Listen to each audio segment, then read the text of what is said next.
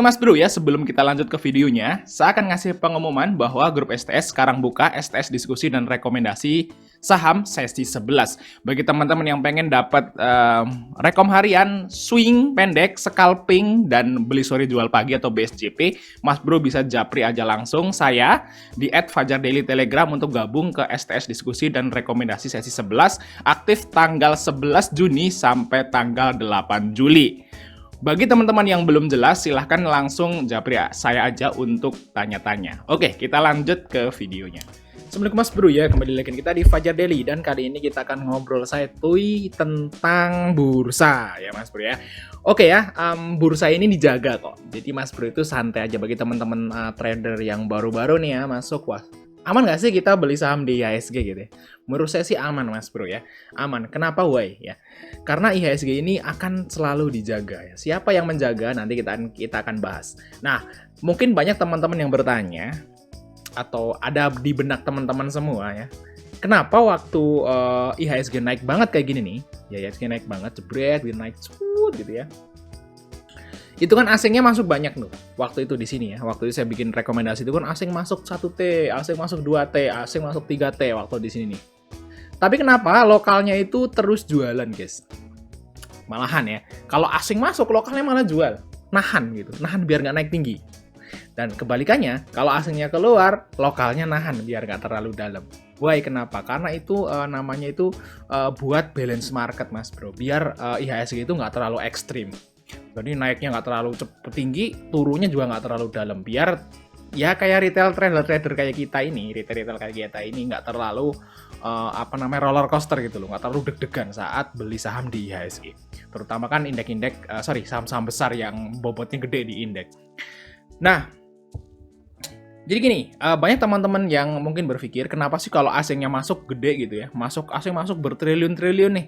Kenapa lokalnya nggak ikut masuk aja bantuin biar IHSG itu gede ke 8.000, 9.000 gitu. Nggak bisa Mas Bro. Karena biasanya kalau asingnya masuk, lokalnya itu malah ngejual buat nyimpen cash. Buat apa? Buat jaga-jagain market. Buat jaga-jagain tempat cari duit mereka.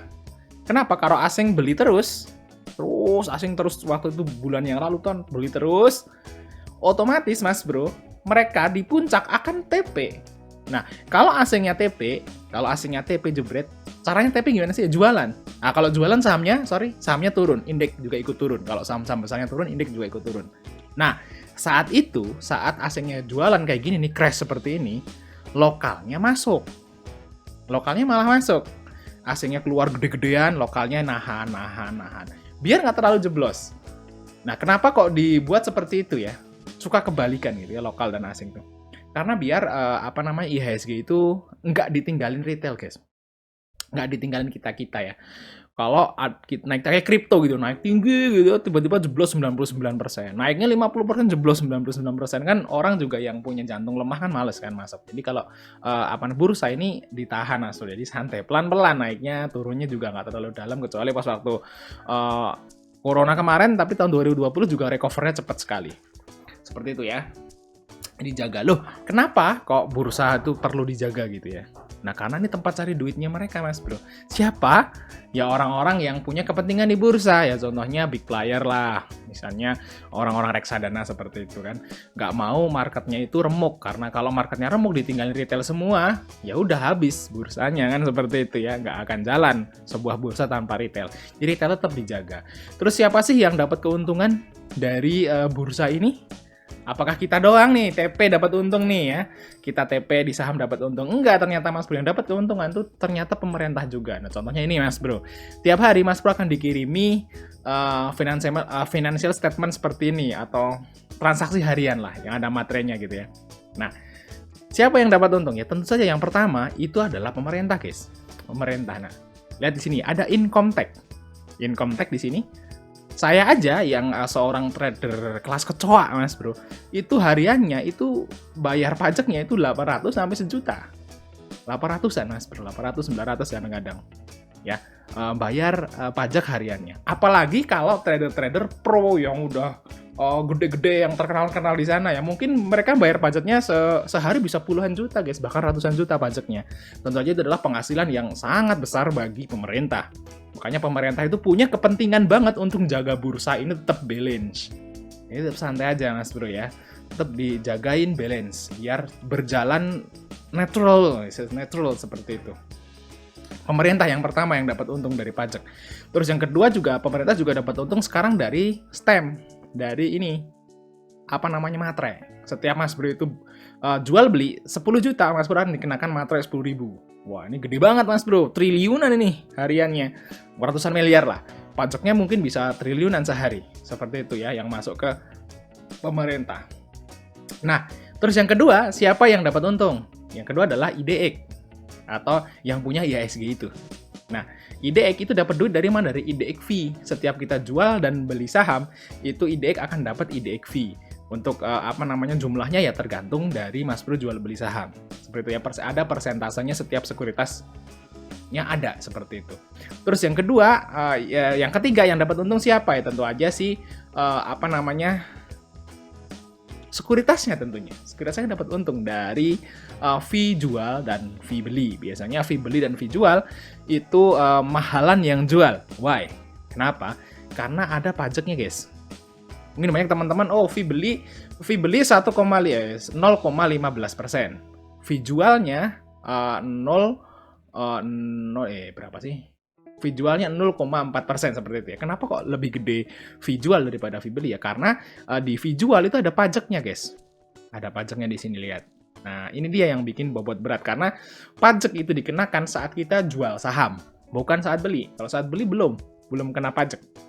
Jadi kalau misalnya Mas Bro beli saham ya sekarang nih, terus dijual setahun lagi, sahamnya naik 100% ya, pajaknya naik juga. Seperti itu Mas Bro ya. Untuk penjelasannya ya. Jadi kalau menurut saya sih investasi yang paling aman ya tentunya di bursa. Itu terutama karena kita orang Indonesia, ya di bursa Indonesia seperti itu ya.